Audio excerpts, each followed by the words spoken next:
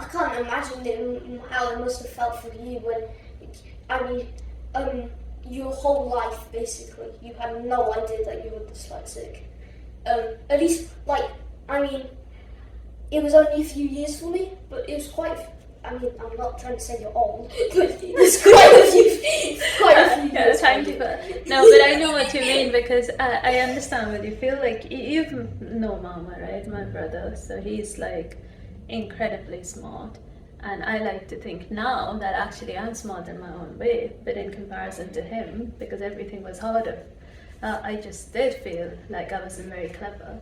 I mean, I felt like my superpower was hard work. I always taught myself that if I work hard, I'll get there. And so I was, and not giving up, being stubborn about things, like being tenacious. I always thought that was what I was good at, as hardworking, and you couldn't like get rid of me very easily. But that's kind of what I thought my superpower was. So when people told me, at work or at university that I was clever, I just never believed them. Because I was like, oh, you don't know what clever is, you've not met my brother.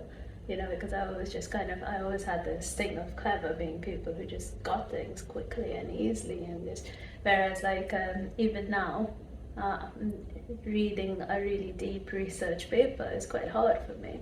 Yeah. So, the amount of times Daddy has to step in and read something for me and give me a gist of it, and then I can go back into it and read it and make sense of it. But those kind of things just made me feel like I wasn't very clever, because why could Daddy understand it and I couldn't first time? Why did I need somebody to talk me through it? But I've been reading about it, and some people with dyslexia, they do better if somebody verbally talks through them.